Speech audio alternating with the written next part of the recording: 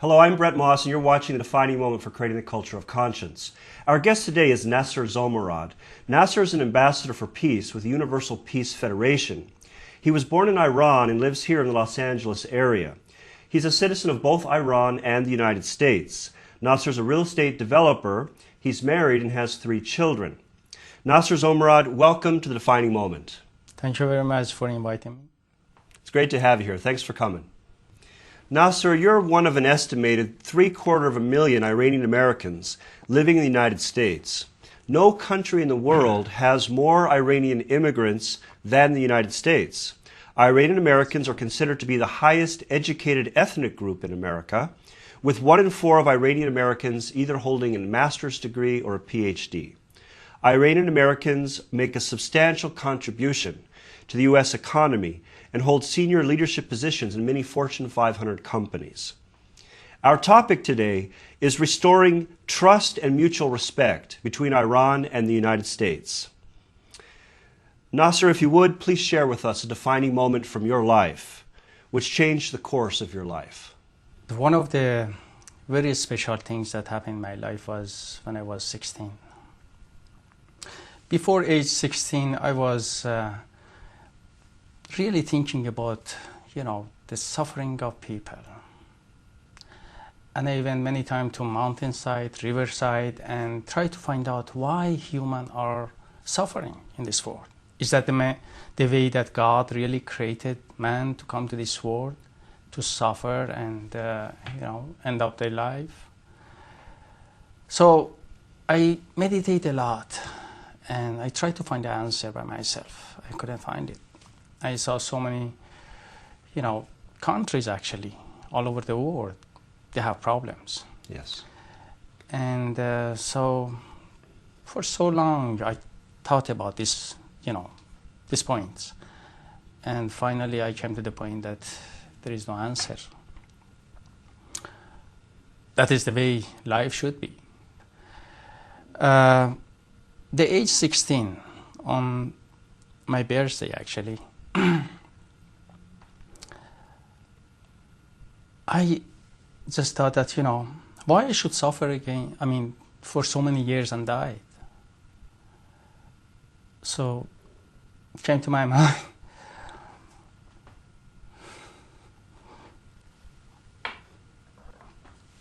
Please take your time, Nassar.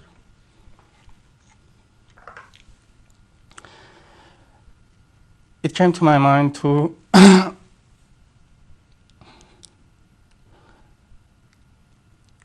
to end my life.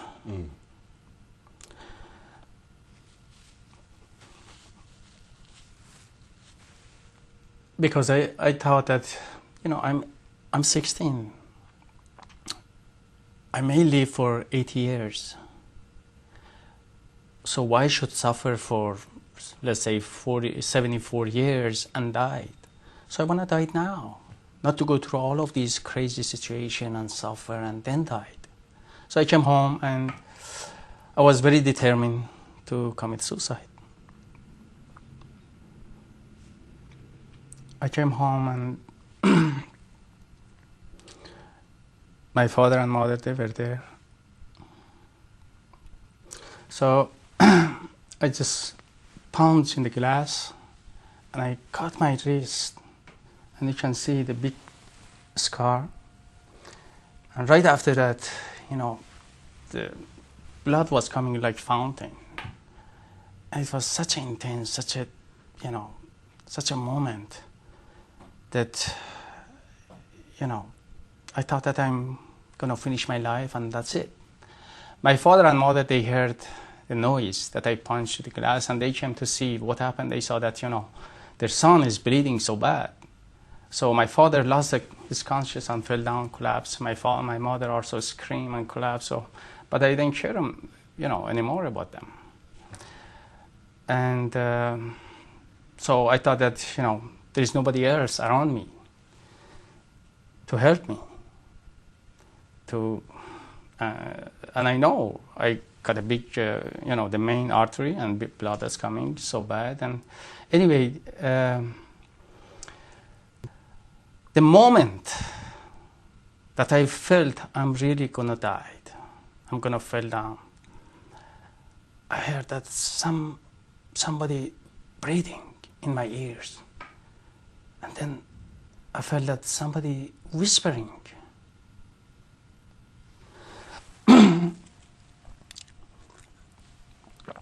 And I knew there is nobody in that room. Yes. And I heard the voice too. And the voice was, I know exact sentence, I just translated in English. I try to imitate the voice too. And this is what I heard. It said, Nassar,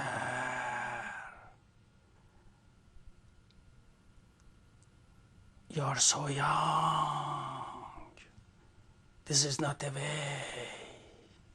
Stop, stop, stop 3 times. And I just felt it was truly God. You know, before that event, I thought God is, far away in the heaven, and I'm human, and according to Islamic tradition, we believe that God is in heaven and we are his servant, and we don't have so much, love relationship, closeness. That's right. But on the other hand, also in Islam, they were saying that, God is so close to human, it's same as, the vein in your neck. Yes. Because this is the vein of life. So Right. God is that close to me. I Yes. heard that. And that moment I felt that God is so close to me and he's talking to me. And he's saying, stop. So, I didn't know what to do, how to stop. After that disappeared, and my left hand, it just moved. I felt that somebody is really moving my hand, look like some spirit or angel, and move my thumb to this cut, the main cut, and I just ran without shoes, with pajamas. I ran toward hospital. It was a nearby hospital. Actually, that hospital killed many people. It was famous to killing people. It was, university students, they were practicing. A lot of people died there. Many people, and I was scared from that hospital.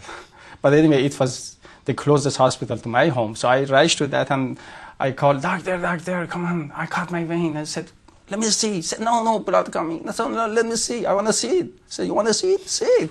So I put it in front of him and blood was, no, stop. Okay. So they called other doctors and they came and they tied my arms and they add one tube and they put the lots of stitches and they tied it. 3 times they tied it, blood was coming. 3 times, they fixed it again, and finally they stopped the blood. And I just came home and many people gathered around my home, my relative, friends, and they thought that I died. And they said, wow, he's alive. I feel like a hero, Yeah. So I didn't talk to anybody. I just went to my room. And so that was one of the very, very special experiences That was your with defining God. moment. First time I felt that God truly loved me. Yes. The moment that I was going to collapse, and I don't know how I got this energy to run so fast, and how God guided me. So from that time until now, I really believe that God loved me. God has stopped my death, and this is, you can see, this is the sign of that. And even, today, many times, I think about that event. Yeah. And I feel that God is really God of love. Yes. God is not punishing people or cursing people or, God really embraces anybody.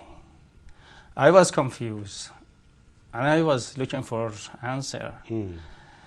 And that answer was pretty clear to me that God really loved people. Some people said, how do you feel that it was God? Maybe some angel or some other spirit. No, I felt God was talking to me because I felt it in my bones. I just felt strongly. This was God directly. Really wonderful testimony. Thank you so much for sharing that with us. I really appreciate that. As I had mentioned, our topic today is restoring trust and mutual respect between Iran and the United States. Let's talk about the U.S.-Iranian relationship. What do you believe to be at the source of the anti-Americanism which we often see coming out of the government of Iran? Iran and America, they had very good friendship, good relationship before the revolution. And Iranian, they were coming to America so easy. They get visa, they come here, and they were respected by American people. Yes. And many Americans, they came to Iran, so many companies, and Iran, and they really loved them, yes, liked them. They were good feeling, good friendship. Close bond of friendship between Iran and US. Somehow, you know, revolution happened 1979, 1980. And, you know, we can talk a lot about this revolution, how this happened, and how anti-American really rose up. I was there, and I know many people that they were really get involved with revolution. And I saw that, you know, the communists, so many small communist groups, they were so active in that revolution. And after revolution, you know, happened, or even during revolution, they were really advertising anti-Americans. Like, you know, sometimes I saw in, you know, very crowded area, square, two guys, they were communists, both of them, they were communists. One of them religious position, one of them is scientific position, very educated position. They took position, you know, too, and they argue with each other, they talk to each other, and then many people gather around them. So they were saying, you know, this guy, educated guy, he was saying that, you know, all of the problems that we have is because of America. America dominated us. America take our petrol away, and they, you know, they cheated us. All of these, you know, anti-Americans, he was talking about, and somehow they wanted people listen to that. Yes. So they were talking actually not to each other, right, talking to people. It was more like a performance exactly. They were doing. On the other hand, also, after, you know, revolution happened, so many communist people that they've been exiled, they've been kicked out by the government, the previous government, the Shah. They came back, and they become so religious. Unfortunately, this new government, Islamic government, they find out that these people also, they are actually not religious. They are communist. They want to influence in the government, new government, because, you know, it's new government. So many things was happening, and they want to get position and power. One of the guy, he was brother of my friend. I know him.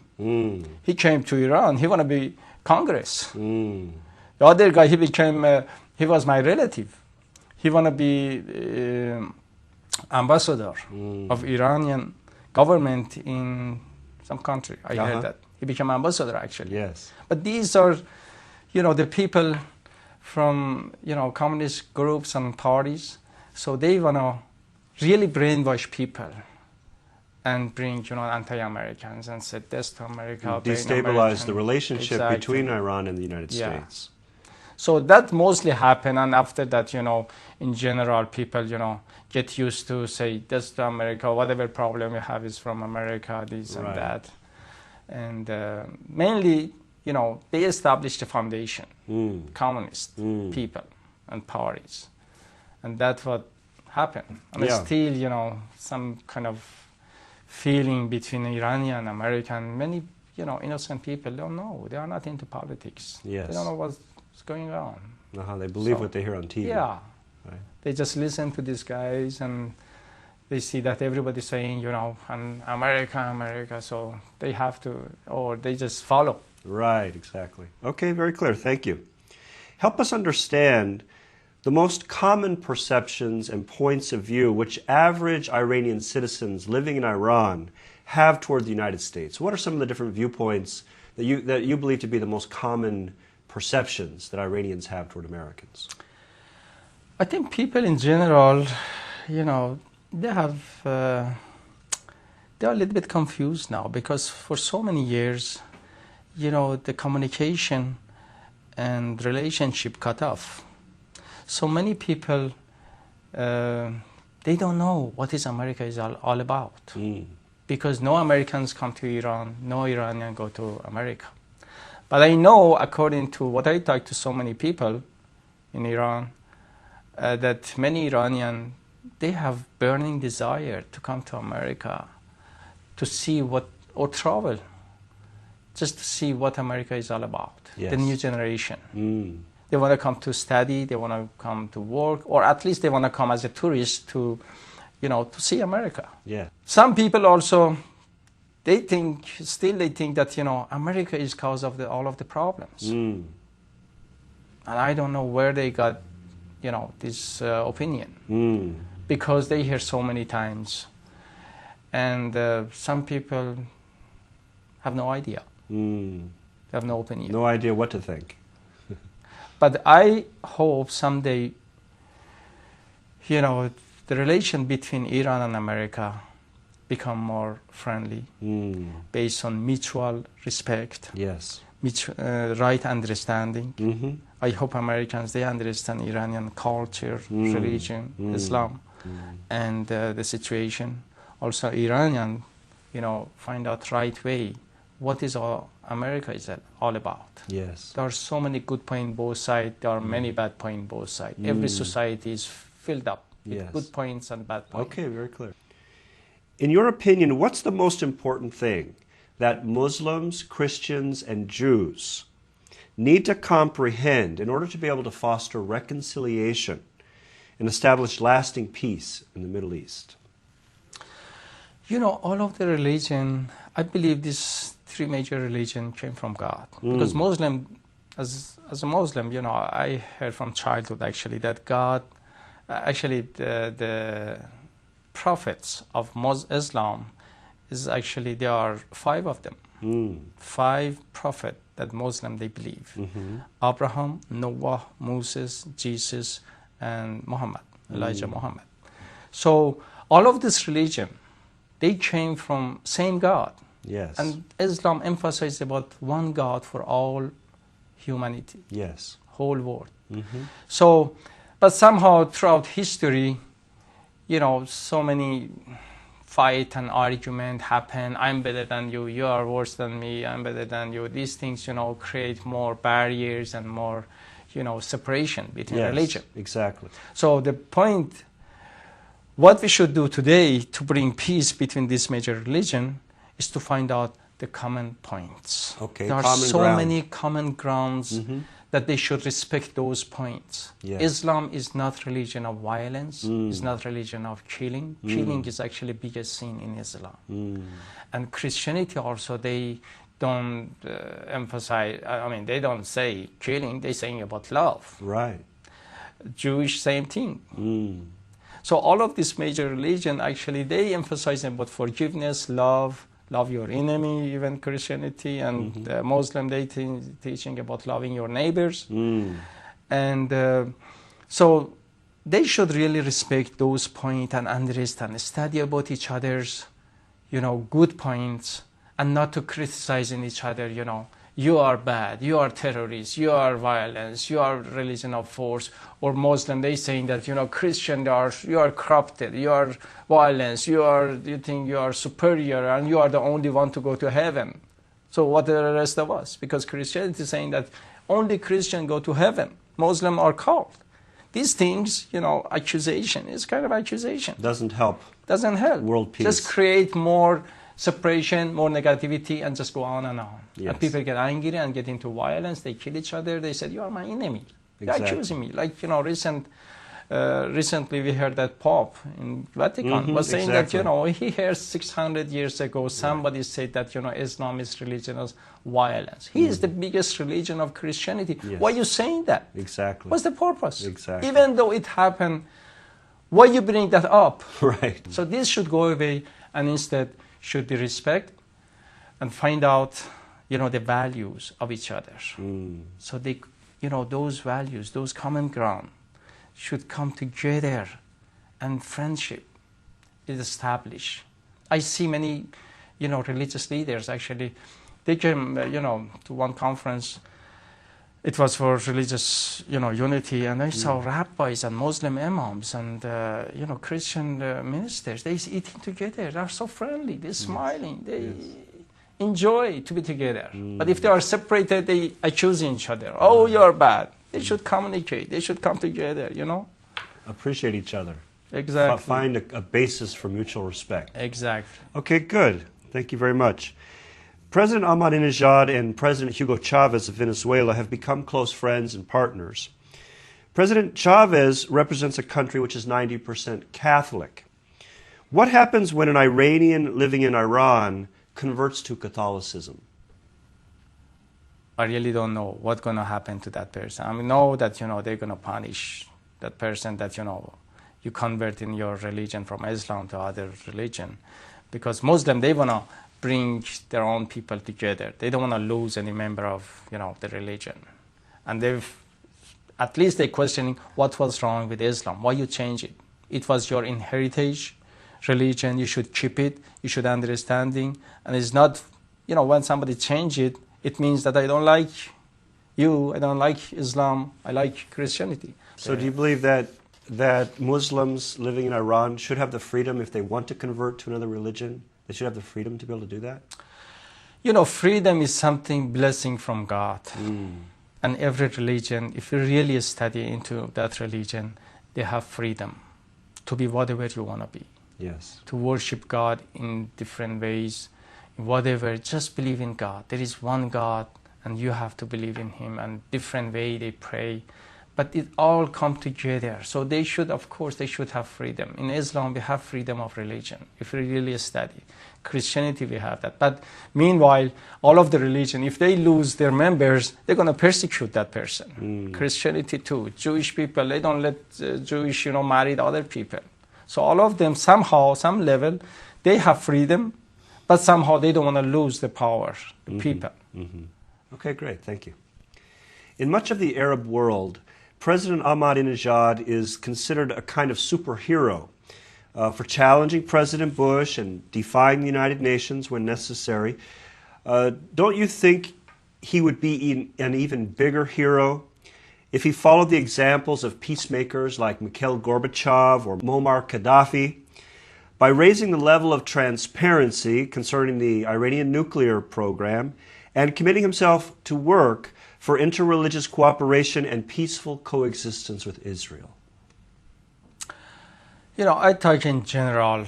I know President Ahmadinejad is president of Iran, my country, and he says so many things in short time. Actually, he's the president.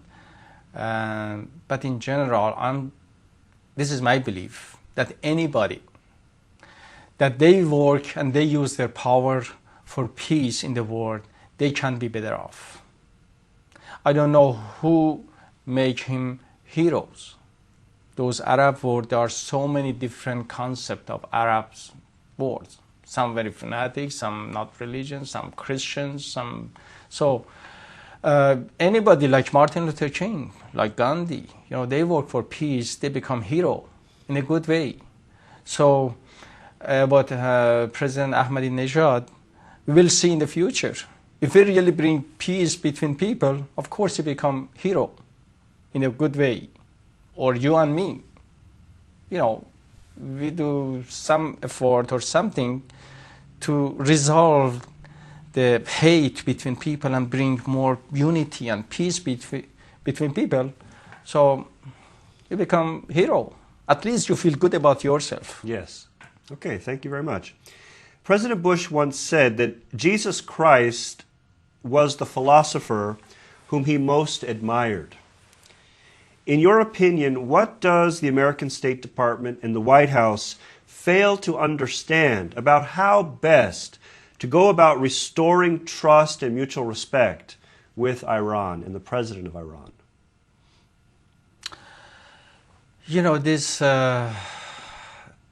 That broken relationship happened since revolution of Iran, and it just go on and on and on and on. But and you cannot really say who is right, who is wrong. Both sides are fighting with each other. America also put so much sanction against Iran. Iranian, they attack America, you know, you are the problem, you're this to America, all of those, you know, propaganda things that I explained to you a little bit before. And I think America also should change their opinion toward Middle East. Many Middle Eastern people feel that America come to Middle East for petrol. They are not really coming to help us. They are not Christian, I mean, they are not Muslim country, they are Christian, so they are not really on our side. They are in Israel's side. So there are two issues that, you know, in Middle Eastern people, they have these two main points for so many years about Israel. So many years, Israel, Arab world, Muslim world, and, you know, Israel, they are fighting. And, you know, they feel that America is in Israel's side. That's why they cannot defeat such a small country. Israel is among, you know, so many Arab countries. And the reason is because of America. America should also, you know, respect Iranian culture, Islam, and find out how to break through those barriers and come up with friendship, more respect. So they respond too. If you attack somebody, they're going to attack you. It doesn't help both sides. So it breaks, you know, relationship more and more. So I think it was great that America was patient for so many years. It just put, you know, sanction after sanction, but actually sanction doesn't help to make a better relationship. All, you know, sanction does is to put people under more economical pressure, and they're suffering, and they know that, and they feel that, you know, America is really is doing that to us. Anyway, to me, this is my dream, really, to see my country be respected, to see my religion, Islam, to be also respected and understand. Yes. And take away that those kind of insulting name from Islam. Okay. Like terrorists, like violence. Because if Islam wouldn't establish, who knows, maybe terrorists would be bigger problem. Exactly. More violence would happen in Middle East. Because Islam came actually to bring peace, and they brought peace. Okay. Very clear. Nassar, we're out of time. Thank you so much for being our guest today on The Defining Moment. Thank you very much. I really enjoyed having you here. Thanks for coming. Interview. Appreciate it, and God bless you. God bless you. You've been watching The Defining Moment for Creating the Culture of Conscience. You can find us on the internet at www.definingmoment.tv. Thanks for watching, and have a great day.